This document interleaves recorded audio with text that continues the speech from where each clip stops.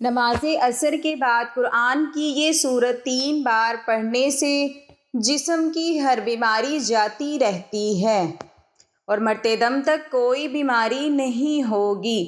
ناظرین کرام، عصر کی نماز کے بعد یہ سورت 3 مرتبہ پڑھ لیں، انشاءاللہ چلتے پھرتے اس دنیا سے رخصت ہوں گے۔ جسم میں جو بھی بیماری ہوگی، جس قسم کی بھی بیماری ہوگی، یہ سورت پڑھنے کی دیر ہے، ہر قسم کی لا علاج بیماری بھی ختم ہو جائے گی۔ یہ سورت بہت ہی زیادہ طاقتور ہے۔ یہ سورت پڑھ لینے سے اللہ تبارک و تعالی جسم سے ہر طرح کی بیماری کو ختم فرما دے گا اور اپنے بندے کو شفا عطا فرمائے گا۔ ناظرین کرام، ہمارا ایمان ہے کہ رسول اکرم صلی اللہ علیہ وسلم نے روحانی اور جسمانی بیماریوں کے لیے مذکورہ صورتوں اور آیات کے جو فضائل اور فوائد بتائے ہیں وہ اتنے ہی یقینی ہیں جتنی کہ ہماری موت یقینی ہے۔ ادویات سے بیماریوں کا علاج تو محض ایک جائز وسیلہ ہے، اصل بات تو اللہ تعالیٰ کا امر ہے۔ اس بات کا مشاہدہ آدمی کرتا ہے کہ ایک دوا سے مریض کو صحت حاصل ہوتی ہے، لیکن دوسری بار وہی دوا اسی مرض اور اسی مریض کے لیے بے اثر ہو جاتی ہے، جس کا مطلب یہ ہے کہ جب اللہ تعالیٰ کا امر ہوتا ہے وہ دوا شفا دیتی ہے، جب اللہ تعالیٰ کا امر نہیں ہوتا تو شفا حاصل نہیں ہوتی۔ لہٰذا بنیادی بات تو یہ ایمان ہے، وَإِذَا مَرِضْتُ فَهُوَ يَشْفِينِ، جب میں بیمار ہوتا ہوں تو وہی مجھے شفا دیتا ہے۔ آج ہر گھر کے ہر فرد کی سب سے بڑی بیماری ذہنی پریشانی، بے قراری، اضطراب اور ڈپریشن ہے۔ قرآن پاک میں بیماریوں سے شفا ہے۔ قرآن کریم ہمارے لیے نہ صرف ایک بہترین ضابطۂ حیات یعنی زندگی گزارنے کا قاعدہ ہے، بلکہ اسی میں ہمارے لیے دنیا آخرت کی نجات ہے۔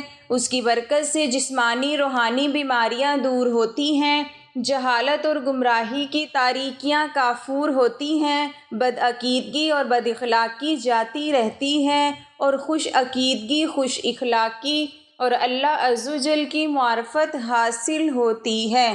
چنانچہ اللہ عز و جل قرآن مجید میں ارشاد فرماتا ہے، وَنُنَزِّلُ مِنَ الْقُرْآنِ مَا هُوَ شِفَاءٌ وَرَحْمَةٌ لِّلْمُؤْمِنِينَ وَلَا يَزِدُ الظَّالِمِينَ إِلَّا خَسَارًا، اور ہم قرآن میں اتارتے ہیں وہ چیز جو ایمان والوں کے لیے شفا اور رحمت ہے اور اس سے ظالموں کو نقصان ہی بڑھتا ہے۔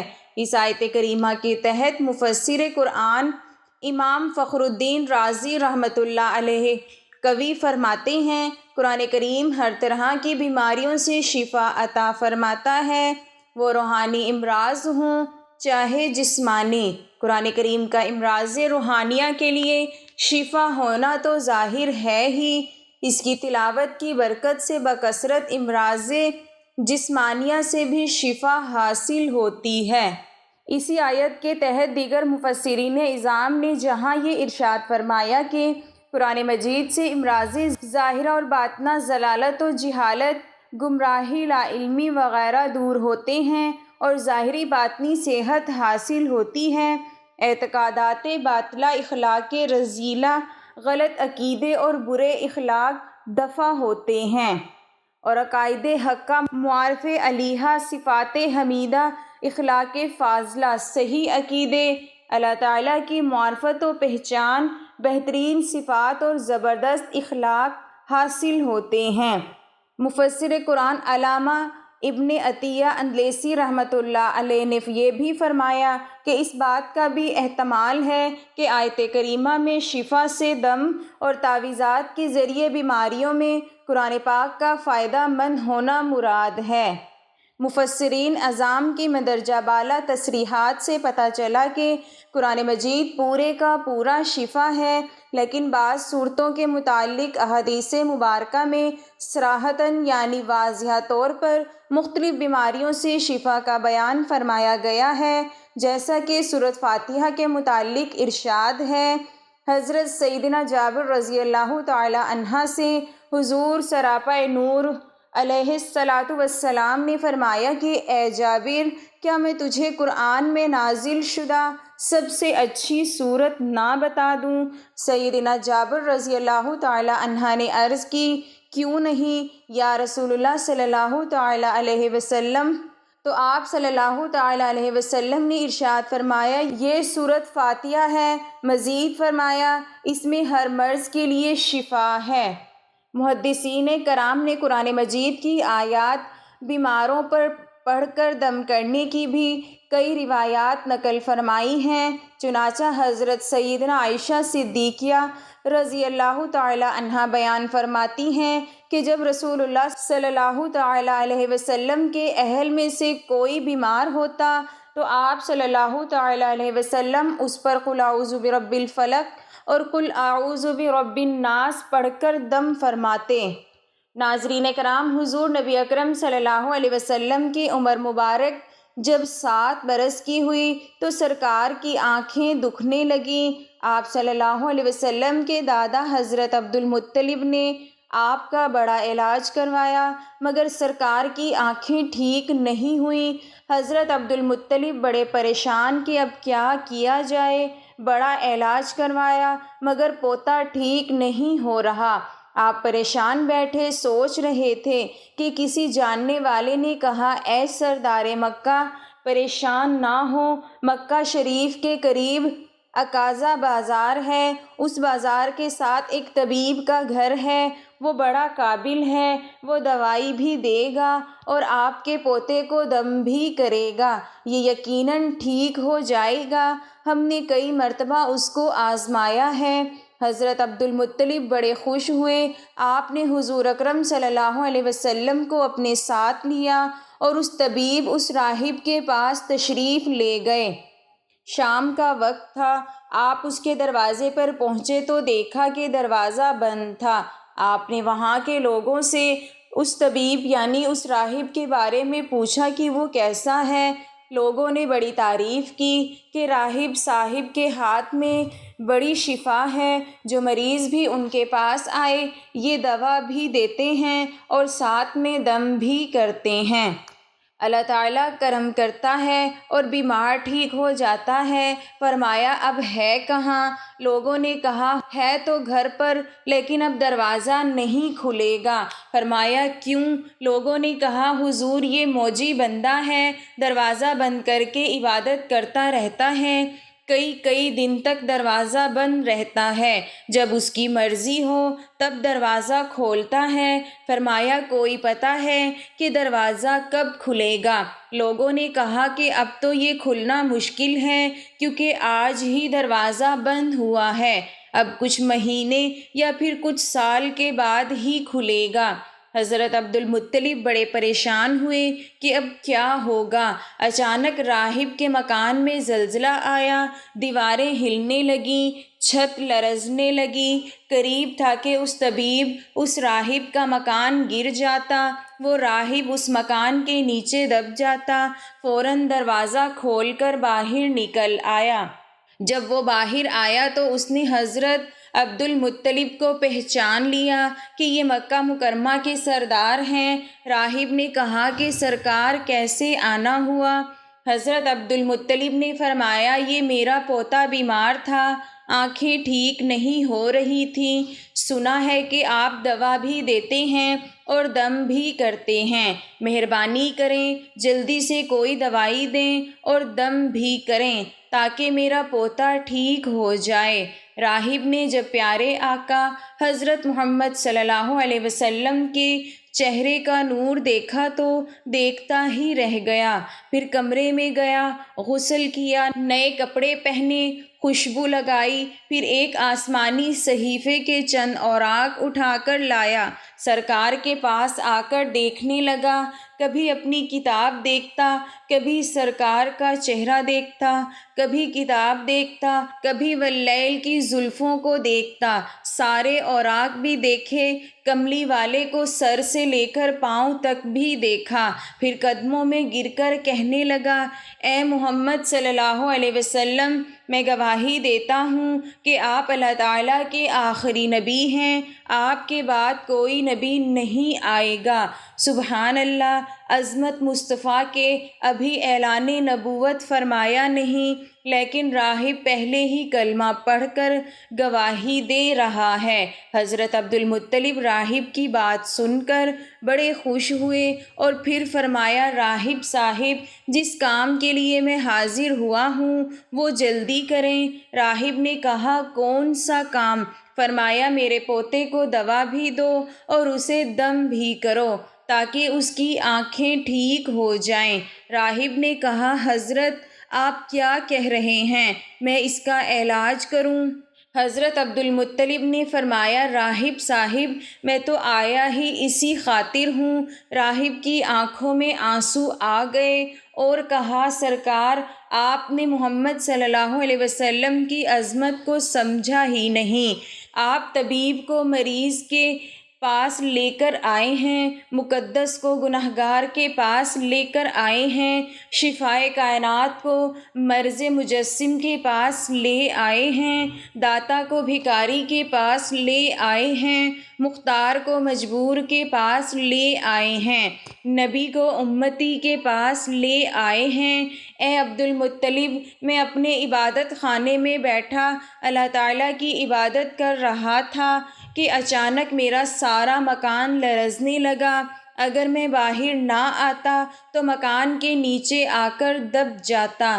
اے سردار مکہ، تیرا یہ پوتا بڑی شان والا ہے، بڑی عظمت والا ہے، بڑے مقام والا ہے۔ دیکھ، اس کے چہرے سے نور کے فوارے نکل رہے ہیں۔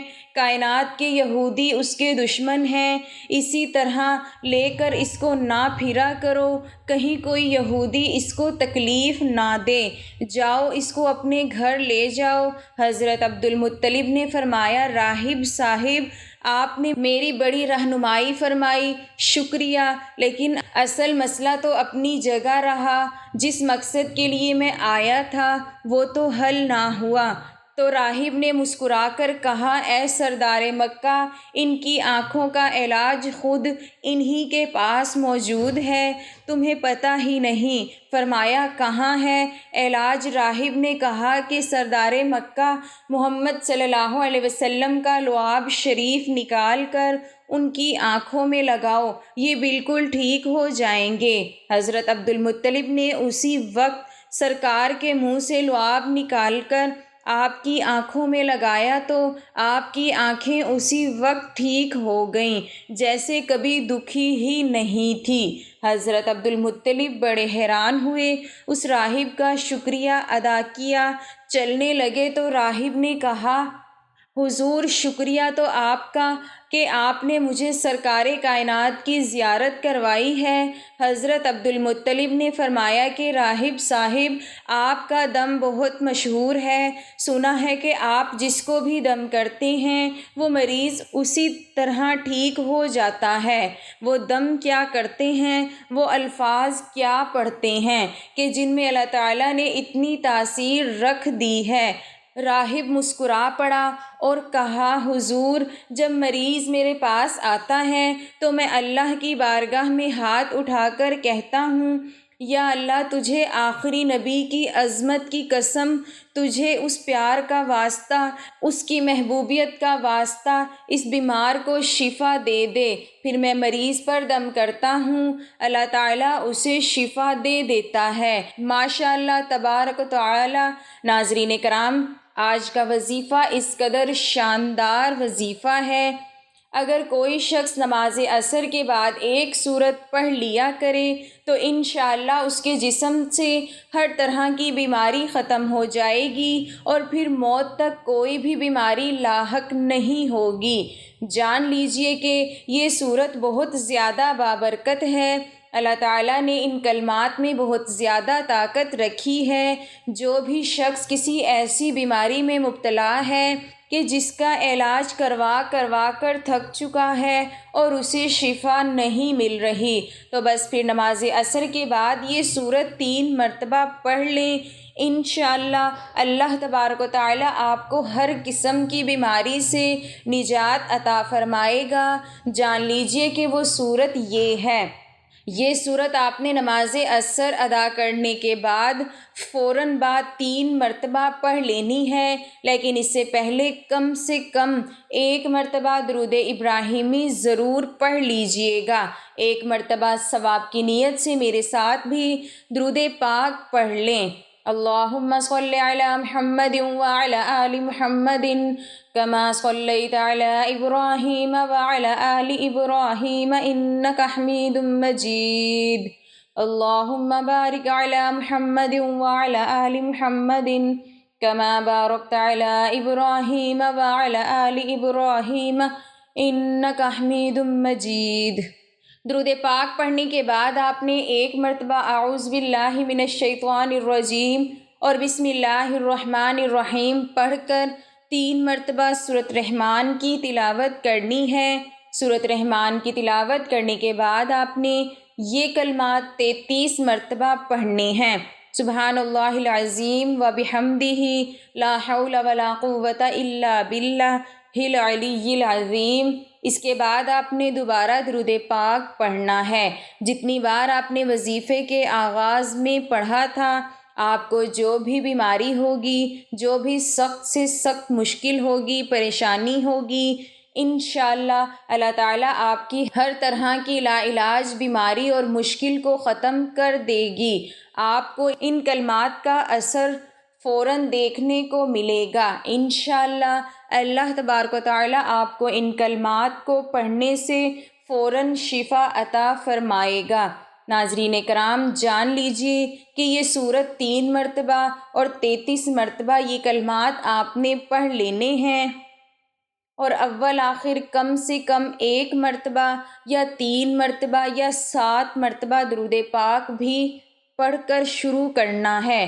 انشاءاللہ اس عمل کو کرتے ہی آپ شفا یاب ہو جائیں گے۔ انسان جب مصیبت میں ہوتا ہے تو اس وقت اللہ کو یاد کرتا ہے، لیکن خوش نصیب وہ انسان ہوتا ہے جو اللہ کے راستے پر چلا جاتا ہے۔ وہ اپنے آپ کو تبدیل کر لیتا ہے اور اللہ پاک پر پورا پختہ یقین کر لیتا ہے اور اپنی زندگی کا فیصلہ کر دیتا ہے کہ آج کے بعد میں نے نیکی کا کام کرنا ہے، کسی کے ساتھ بدی نہیں کرنی، میں نے ہر انسان کے ساتھ سچ بولنا ہے، جھوٹ نہیں بولنا۔ انسان پر جب مصیبت آتی ہے تو اس وقت اس کا ٹریک تبدیل ہوتا ہے، اس وقت تبدیلی آتی ہے۔ نارمل حالت میں انسان چلتا رہتا ہے، اس کو خدا یاد نہیں رہتا۔ تو اللہ سے ہم سب مل کر دعا مانگیں گے کہ اللہ پاک ہم سب کو استقامت نصیب فرما اور اپنی راہ پر چلنے کی توفیق عطا فرما۔ اور یہ جو وظیفہ بتایا ہے میں تمام مسلمانوں کی خدمت میں عرض کروں گی کہ یہ آپ کسی بھی پریشانی کے لیے وظیفہ کریں، اول آخر 3 بار درود شریف پڑھ کر کریں۔ انشاءاللہ العزیز یہ قرآن ہے، قرآن کے اندر نور ہے، نور جو ہے یہ میرے نبی کے سینے پر اترا ہے، اور یہ میرے نبی نے خود فرمایا جو انسان اس صورت کو پڑھے گا، اس کے اوپر اگر پہاڑ کے برابر بھی مصیبتیں ہوئیں تو وہ بھی ختم ہو جائیں گی۔ تمام دوست نماز کا اہتمام لازمی کریں، کیونکہ نماز کے بغیر کوئی بھی وظیفہ ادھورا رہے گا۔ اللہ تعالی ہم سب کو 5 وقت نماز باجماعت ادا کرنے کی توفیق عطا فرمائے۔ محترم ناظرین، نماز کی بہت زیادہ فضیلت ہے۔ نماز ہدایت، ایمان اور نور ہے۔ نماز روزی میں برکت، بدن کی راحت، شیطان کی ناپسندی اور کفار کے مقابلے میں اسلحہ ہے۔ نماز دعا کی اجابت اور اعمال کی قبولیت کا ذریعہ ہے۔ نماز ہمیں بے حیائی اور برائی سے روکتی ہے۔ نماز شیطان کا منہ کالا کرتی ہے۔ اللہ تعالی ہم سب کو 5 وقت نماز پڑھنے کی توفیق عطا فرمائے، آمین۔ نبی پاک صلی اللہ علیہ وسلم نے ارشاد فرمایا، جو شخص اللہ تعالیٰ سے دعا نہیں مانگتا تو اللہ تعالیٰ اس پر غضبناک ہوتے ہیں۔ دعا مانگنے کے آداب میں سے ہے کہ اللہ تعالیٰ کی ذات سے وہی کچھ مانگنا چاہیے جو حلال اور طیب پاکیزہ ہو۔ ناجائز مقاصد اور گناہوں کے کاموں کے لیے اللہ تعالیٰ کے حضور ہاتھ پھیلانا اور اللہ تعالیٰ کی ذات سے کچھ مانگنا انتہائی درجے کی بے ادبی اور گستاخی ہے، بلکہ حرام اور ناجائز مرادوں کے پورا ہونے کے لیے اللہ تعالیٰ کی ذات سے دعائیں مانگنا اور منتیں ماننا دین اسلام کے ساتھ ایک بدترین قسم کا مذاق بھی ہے۔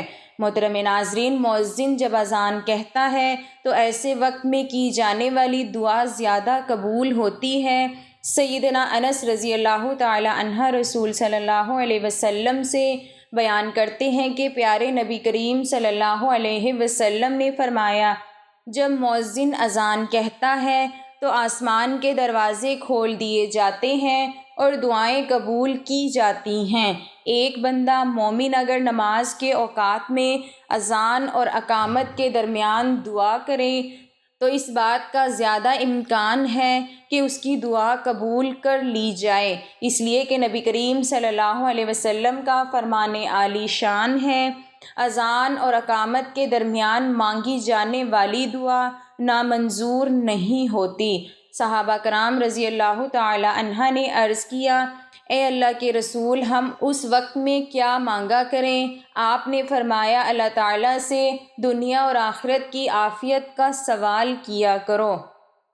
کتب حدیث میں نبی کریم صلی اللہ علیہ وسلم کا ارشاد گرامی ہے، ہمارا رب تبارک و تعالی ہر رات کے آخری تہائی حصے میں آسمان دنیا پر نزول فرماتا ہے اور یہ اعلان کرتا ہے کوئی مجھ سے مانگنے والا میں اس کی دعائیں قبول کروں، ہے کوئی مجھ سے سوال کرنے والا میں اس کو عطا کروں، ہے کوئی مجھ سے بخشش طلب کرنے والا میں اس کی مغفرت کر دوں۔ جب بارش ہو رہی ہو اس وقت کی گئی دعا زیادہ قبول ہوتی ہے۔